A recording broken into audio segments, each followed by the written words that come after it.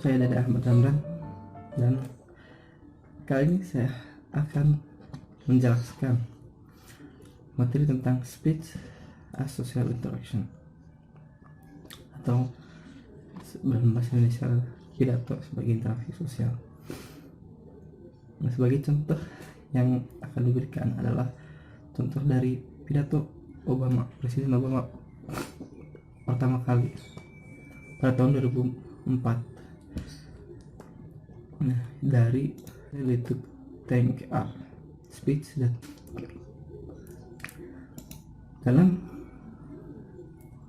pidato ini, dalam video Obama ini ada empat orang yang menganalisisnya. Yang pertama adalah Robert Laherman. Dia adalah mantan penulis pidato untuk wakil presiden Al Gore pada tahun 2004. Yang kedua adalah Michael Acon. Dia adalah seorang penulis dari buku Life from Campaign Trail. Dan selanjutnya adalah dari Carol McClowan, seorang profesor komunikasi dari Universitas New York. Dan yang terakhir adalah dari Maria Cuomo, seorang mantan gubernur New York. Nah, ada beberapa hal yang sebelum kita menganalisis dari pidato Obama ini, lalu video pidato Obama ini, ada beberapa hal yang harus kita ketahui tentang pidato. Ini adalah apa itu pidato, dan seperti apa itu pidato. Pidato adalah sebuah kegiatan berbicara di depan umum atau berorasi untuk menyatakan pendapatnya atau memberikan gambaran tentang suatu hal. Nah, pidato ini biasanya dibawakan oleh seorang yang memberikan orasi dan pernyataan tentang suatu hal atau peristiwa yang patut diperbincangkan. Dalam hal ini tentunya kita tahu Presiden Obama sedang berorasi, sedang berkampanye untuk pemilihan umum 2004 di Amerika. Nah, jadi apa yang membuat pidato Obama ini menarik? Jadi menurut Mario Cuomo, seorang mantan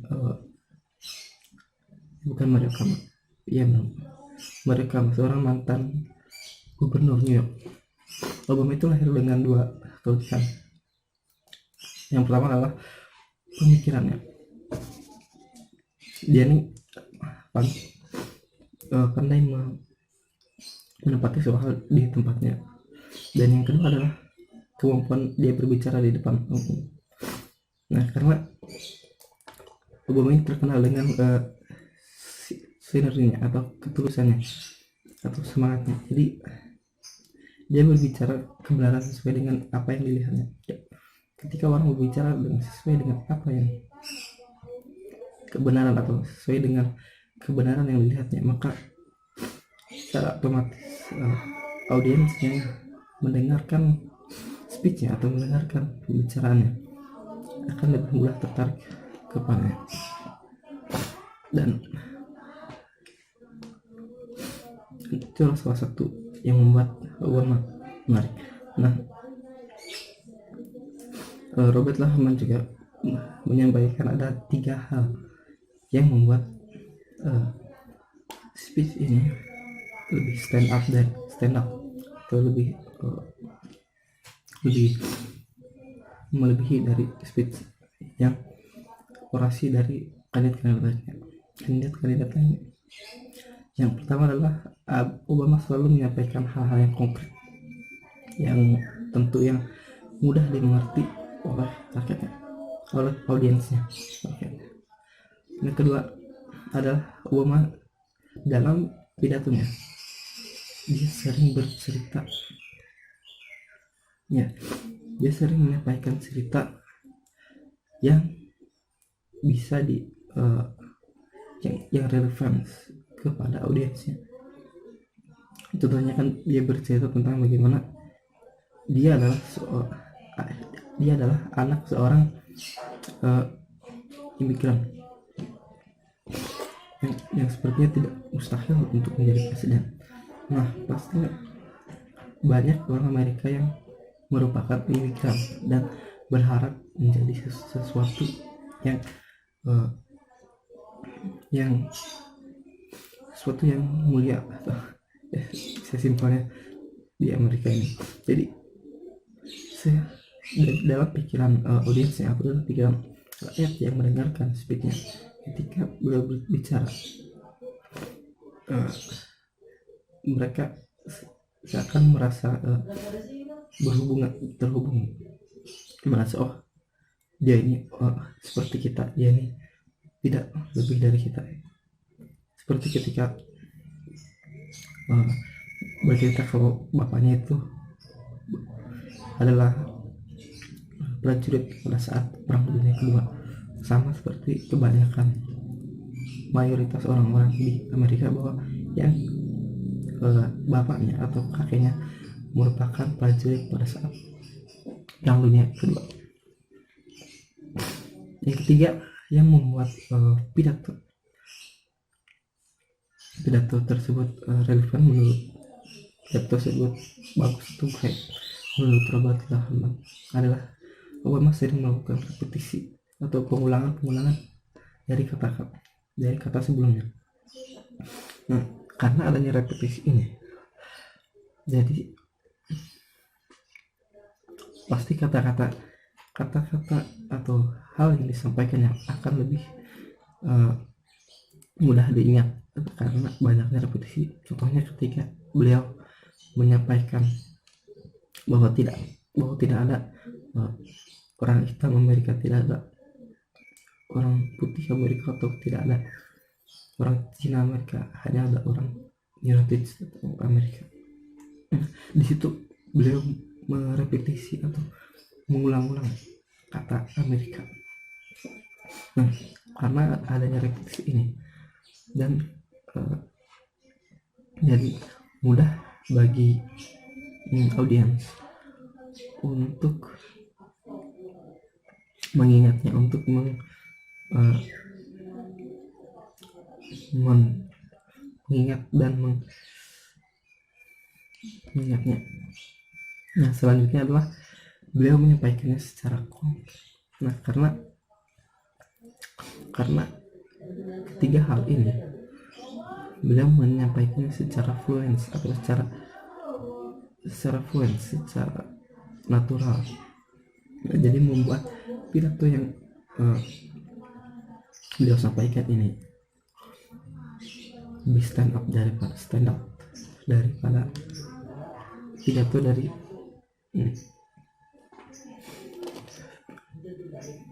komunitas dari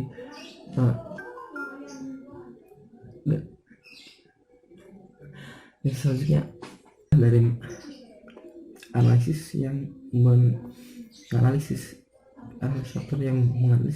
pidato Obama adalah Michael O'Connor. Dia adalah seorang penulis dari buku Life of Campaign Trail yang bercerita tentang kampanye presiden yang di Amerika. Nah, menurut Michael O'Connor,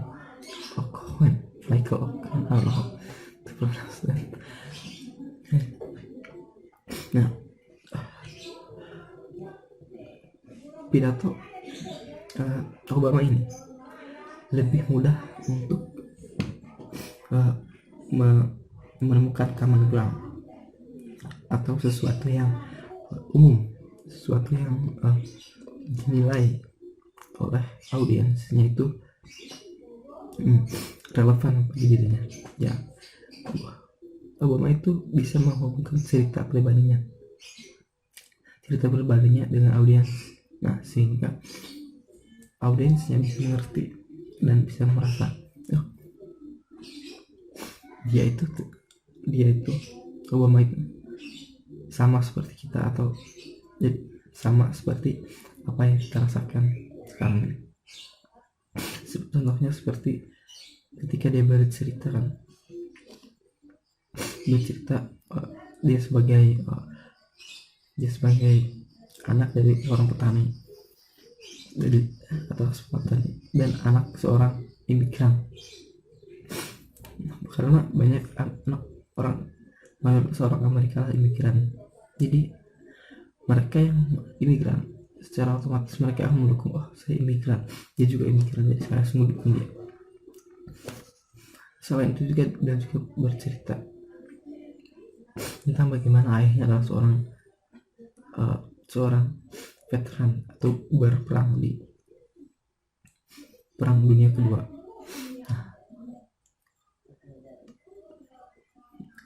Dan dia tuh menunjukkan karena dari cerita itu dia menunjukkan karena ayahnya berperang atas nama negara, dia menunjukkan setidaknya dia memiliki dia menunjukkan dia itu memiliki rasa patriotisme untuk Amerika. Jadi mayoritas warganya akan merasakan hal sama, karena sama seperti Obama itu juga dia sering encourage audiens untuk bermimpi, karena kan dengan ceritanya. Contohnya dalam pidatonya dia berkata kalau saya berdiri di sini adalah sesuatu yang hal yang mustahil, karena secara simpelnya karena dia dulu adalah seorang anak dari petani di Kenya yang tentunya jauh dari Amerika, dan dia adalah seorang lalu bermigrasi dan berkelana ke dunia bersama keluarganya. Jadi memberi semangat, memberi harapan bagi generasi muda atau generasi yang ada di audiens yang ada di Amerika untuk terus mengejar mimpinya. Nah, selanjutnya adalah menurut analisis dari Carlton McLeod, seorang profesor komunikasi dari New York University. Nah, Obama ini sering menggunakan gestur tangannya. Dia sering bergerak, dia fluence, dia tidak takut, dia tidak kaku, dia tidak terlalu berdiri. Nah, dia tidak dia terlalu kaku, tidak kaku, dia fluence dalam menggunakan tangannya di pidato ini. Nah, menurutnya gestur tangan ini memberikan energi di setiap ucapannya. Dia menunjukkan bahwa dia itu orang baru. Dia itu bukan siapa, dia memperkenalkan dirinya, dia memperkenalkan bahwa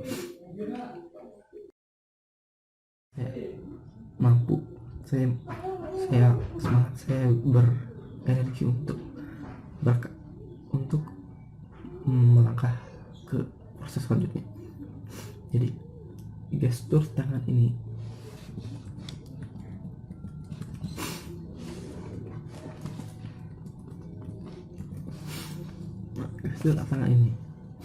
seakan memberikan otoritas, memberikan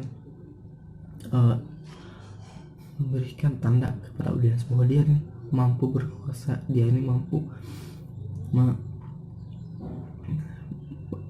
memerintah, jadi mampu untuk memimpin Amerika. Walaupun dia, karena ini adalah perkenalannya, tapi semakin ketika dia terpilih dan semakin lama gestur tangannya ini menghilang. Nah, menurutnya gestur menghilangnya gestur tangan ini dikarenakan beliau merasa bahwa dia tidak perlu membuktikan bahwa dia itu mampu memerintah, karena memang dia sudah mampu, dan lebih karena memang lebih terasa kalau tidak ada gestur tangan ketika menyampaikan pidato, ketika menyampaikan pidato, ketika terlalu banyak gestur tangan nilai tidak terlalu official, tidak terlalu resmi atau tidak terlalu official gitu. Nah, dari analisis pakar tadi yang menganalisis pidato Barack Obama,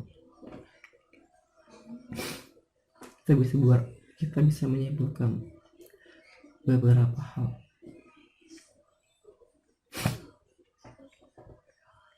Yang pertama, apa yang membuat pidato itu bagus, apa yang membuat pidato itu great ya. Pidato itu dapat menarik perhatian atau dapat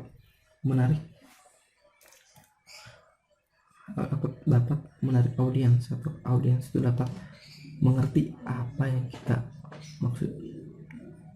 Yang pertama adalah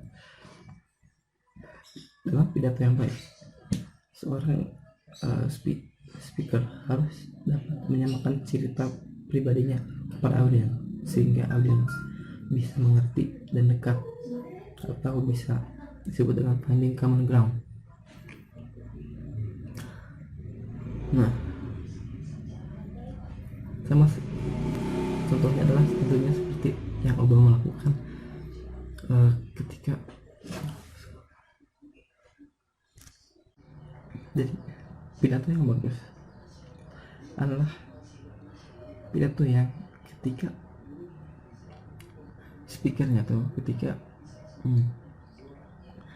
seorang yang berpidato dapat menyamakan ceritanya kepada audiens, dapat menghubungkan ceritanya pada pengalaman audiens, sehingga bisa dimengerti audiens, dan audiens merasa dekat dengan, merasa bahwa pidato itu sama atau relevan baginya, atau bisa disebut finding common ground. Seperti Obama yang menceritakan tentang masa kecilnya bahwa dia itu seorang imigran, bahwa dia itu anak seorang petani di Kenya, bahwa bapaknya itu berperang di Perang Dunia Kedua. Nah, finding common ground, bercerita yang dapat dipahami oleh audiens, yang dapat dirasakan perasaannya, dapat dirasakan pengalaman oleh audiens. Jadi sesuaikan cerita yang akan kita sampaikan, suatu hal yang akan kita sampaikan dengan audiens, dengan kita harus melihat audiens kita, misalkan audiens kita adalah seorang mahasiswa, maka kita cerita tentang pengalaman kita ketika mahasiswa atau berhadapan dengan sekitaran hal yang mahasiswa, seperti bicara tentang dosen atau cerita tentang tugas yang dapat membuat mahasiswa itu merasa oh iya saya juga ngalamin. Atau misalkan contohnya lagi, ketika kita berpidato, kita berusaha bercerita tentang yang bisa dimengerti oleh mereka, bercerita pengalaman kita kalau ada tentang bertani atau berkebun, yang membuat audiens yang merupakan seorang petani atau berkebun merasa oh iya saya juga kayak gitu, oh iya saya juga ngalamin, sehingga adanya merasa kedekatan atau rasanya saling mengerti di antara audiens dan speaker. Nah, yang kedua adalah yang membuat membuat pidato itu bagus, yang berdasarkan pidato Obama adalah memberikan suatu hal yang penting, memberikan informasi yang penting atau memberikan informasi. Nah, informasi yang penting bagi audiens. Nah,